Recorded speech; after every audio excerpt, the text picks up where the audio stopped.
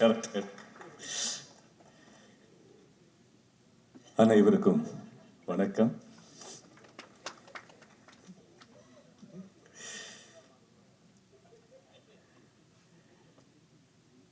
கடந்த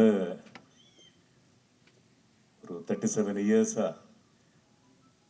200-300 படத்துக்கு மேலே பண்ணியிருக்கேன். ஆனால் கூட உலகத்தில் எங்கே போனாலும் எந்த லாங்குவேஜுக்கு போனாலும் இப்போவும் ஒருத்தர் வந்து ஃபஸ்ட்டு ஹலோ சொல்லும்போது 2 படத்தோட பேரை தான் ஃபஸ்ட்டு சொல்லுவார். சார் தென்னாலி பஞ்சதந்திரம் அதை சொல்லித்தான் விஷ் பண்ணுவாங்க. அது எந்த லாங்குவேஜில் போனாலும் அதை எனக்கு கொடுத்த KS ரவிக்குமார் சார் அவர்கள்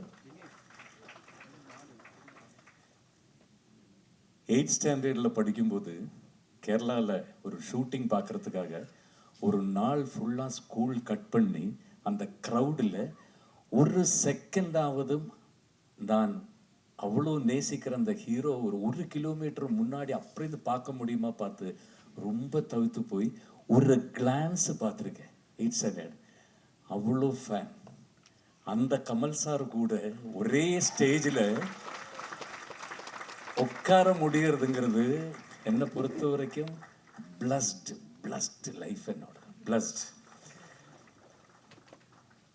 மேடையில் இருக்கும் ஆல் த அதர் டிக்னிட்ரிஸ் எல்லாருக்கும் வணக்கம். மோகன் சார் எங்குமே போகல, இங்கேயே தான் இருக்காரு. அந்த வெத்தலை பார்க்க மனம் இங்கேயே இருக்கு. அவரை பார்க்கும் போதெல்லாம் நான் முதல்ல கேட்குறதே சார் கொஞ்சம் கொடுங்க அந்த வெத்தலை பார்க்க. நான் கமல் சார்கிட்ட கூட சொல்லுவேன், வெத்தலை போட்டு ஒருத்தர் பக்கத்தில் வரும்போது இவ்வளோ ஒரு ப்ளசன்ட் ஸ்மெல்லு, அதில் என்னதான் கலந்துருக்காரு. கமல் சார் கூட சொல்லுவார், அதில் ஏதோ ஒரு ட்ரிக் இருக்குது, அந்த செல்லத்தை பார்த்தா தான் தெரியும்னு சொல்லுவார். அப்படி நான் நினைப்பேன், இவ்வளோ சந்தோஷங்கிறது நமக்கு பல இதில் இருக்குது. இது கண்ணு நிறைய ஒரு சந்தோஷம் சொல்லுவாங்கல்ல, தட்ஸ் ஃப்ரம் ஹார்ட். அந்த மாதிரி ரொம்ப ஒரு இந்த ஈவினிங் எனக்கு அவ்வளோ சந்தோஷமாக இருக்குது. என்னென்னா இந்த மேடையில் வந்து உட்கார முடிகிறது, அதுவும் கிரேசி மோகன் சாரோட அதை பற்றி 2 வார்த்தைகள் பேச முடிகிறது. கமல் சார் இருக்கார், all the other major people. முன்னாடி உட்காந்துருக்கிறவங்களே ஜாம்பவாங்க, அவங்களுக்கு முன்னாடி நிற்க முடிகிறது. So blessed. ஸோ நான் ஃபஸ்ட்டு வந்து கிரேசி மோகன் சார் சொல்லும்போது ஒரே ஒரு விஷயம், எனக்கு 2 படங்கள் படங்கிறதுக்கான வாய்ப்பு கிடைச்சது. தென்னாலி பஞ்சதந்திரம். ஒரு ஷூட்டிங்காக நான் ஜம்மு காஷ்மீர் போய் ஒரு 7-8 இயர்ஸ் முன்னாடி. This is from my heart. இதில் எந்த இதுவும் எதுவும் சேர்க்கல, நடந்த கதை. காஷ்மீரில் இப்போ இந்த இஷ்யூ எல்லாம் நடந்த அந்த மாதிரி ஒரு ஏரியா, ரொம்ப ரெஸ்ட்ரிக்டட் ஏரியா. முதல்ல வந்து ஷூட்டிங் குரூப் இன்னொரு இடத்துல ஷூட்டிங் நடந்துகிட்ருக்கு. அப்போது நான் வந்து எனக்கு ஃபஸ்ட்டு ஷூட்டிங் ஸ்டார்ட் ஆகலை. அப்போது இன்னொரு வேன் போனதில் நானும் ஏறி அடுத்த லொக்கேஷனுக்கு போயிட்டேன். கன் ராஜேந்தர்னு ஒருத்தர் இருப்பார், கமல் சாருக்கு இதெல்லாம் தெரியும். சினிமாவில் வந்து கன் எல்லாம் சப்ளை பண்ணுறாரு. இப்போ ராஜேந்திரன் வந்து நிறைய டம்மி கன்ஸ் எல்லாம் கொடுத்துருக்காரு. அந்த வேனில் நான் ஏறி போய் இன்னொரு லொக்கேஷனில் உட்காந்துருந்தேன். அப்போ அவர் அந்த கன்னெல்லாம் அங்கே செட் பண்ணிருந்த போது திடீர்னு கொஞ்சம் மிலிட்ரி ஆஃபீஸர்ஸ் அங்கேருந்து இங்கேருந்தெல்லாம் வந்தாங்க. யார், who are you, why you are sitting here, shooting actor. சொல்லவே முடியாது. அவங்க கன் அந்த இடத்துல போகவே கூடாது. அந்த மாதிரி ஒரு இடத்துல, அதுவும் கன் ராஜேந்தர் இவ்வளவு கன்னை வந்து டம்மி கன்னை கீழே போட்டு உட்காந்துருக்காரு சஃபாரி சூட்டோட. தமிழ் ஒருத்தர் இருந்தார் அதுக்குள்ள, அந்த மிலிட்ரி இதில். அவர் ஓடி வந்தார். சார் என்ன, நான் ஷூட்டிங் அது ஒன்றும் சொல்லுங்களே சொன்னேன். அவர் தமிழில் வந்து அவர்கிட்ட சொன்னாங்க, அவர் ஒரு ஆக்டர், அதனால ஒன்றும் பண்ணாதீங்க வாங்க சொல்லி என்ன ஒரு இடத்துல கூப்பிட்டு போய் உட்கார வச்சார். ஒரு 10 நிமிஷம் அவர் கூட பேசிகிட்டு இருந்தேன். அவர் வந்து அந்த பார்டரில் ஒரு மலையோட உச்சி மேலே, அவருக்கு அங்கே தான் டியூட்டி. அங்கே வந்து சிலப்போ அந்த டியூட்டி வந்து 15 மணி நேரம் இருக்கும், 20 மணி நேரம் இருக்கும், ஒரே இடத்துல நிற்கணும். அதுக்கப்புறம் இன்னொருத்தர் வரும்போது அந்த டியூட்டி சேஞ்ச் ஆகும். ஆல்மோஸ்ட் ஒரு 20-25 கிலோஸ் இருக்குது அவருக்கு மேலே. அவர் கையில் இருக்கிற அந்த ஸ்டென்கன், மேலே இருக்கிற அந்த ஹெல்மெட், ஃப்ரண்ட்டில் இருக்கிற அந்த ஃபுல் இரும்பில் பண்ண தட் இஸ் அந்த புல்லட் ப்ரூஃப் எல்லாமே மேலே டோட்டல். அதை வச்சுட்டு அந்த குளிரில் அவர் 15 மணி நேரம் 20 மணி நேரம் இருந்த பிறகு நான் போய் கேம்பில் போயிட்டு சிரிச்சிட்டு தூங்குறது எதுன்னு காட்டுறேன்னு சொல்லி அவர் மொபைல் எனக்கு காட்டி கொடுத்தாரு. சார் பஞ்சதந்திரம் நிஜமா from my heart I am telling. இந்த படத்தை பார்த்துட்டு சிரிச்சிட்டு தான் சார் நான் டெய்லி தூங்குவேன். அது சொன்ன போது நினச்சி பாருங்க, நம்மளுக்காக நிற்கிற காஷ்மீர் பார்டரில் இருக்கிற அவர் நைட்டில் ஒரு நாளைக்கு இருக்கிற என்னோட 15 மணி நேர டென்ஷனை நான் அதில் தான் ஃபுல்லாக ரிலீவ் பண்ணி போய் படுத்துன்னு தூங்க. தேங்க்யூ சார் சொல்லிட்டு அவர் அப்படியே போயிட்டாரு.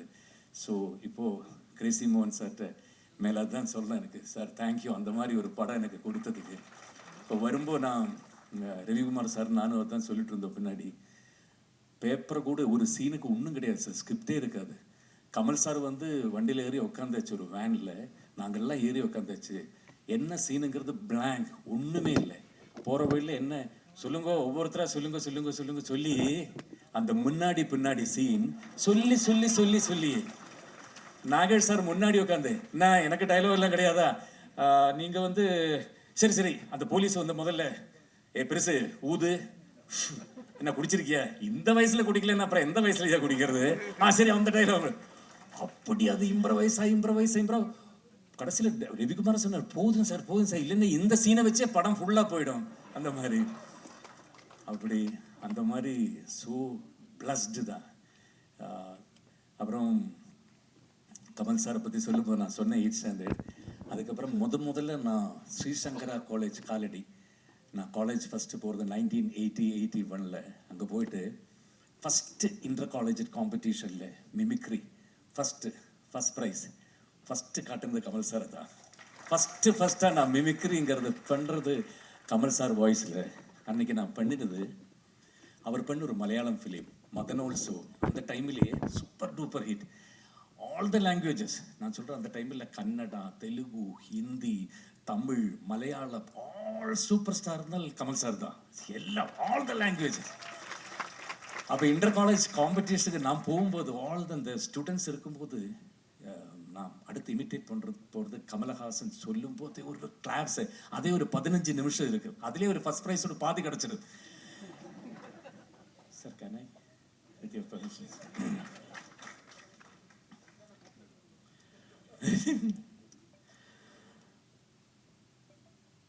എൽസാ, നിന്നെ മണവാട്ടിയുടെ വേഷത്തിൽ കാണുമ്പോൾ ആകാശത്തുള്ള അത്ര നക്ഷത്രങ്ങളും എൻ്റെ കണ്ണിൽ വന്ന് നിൽക്കുന്ന പോലെ ഒരു തോന്നൽ. നിന്നെ വിട്ടുപിരിഞ്ഞൊരു ജീവിതം, നിന്നെ കൂടാതൊരു ജീവിതം, അത്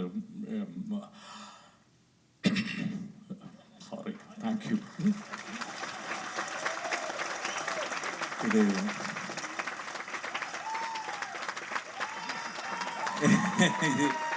இதை சொல்லித்தான் நான் மிமிக்ரி ஆரம்பிச்சது லைஃப்பில்.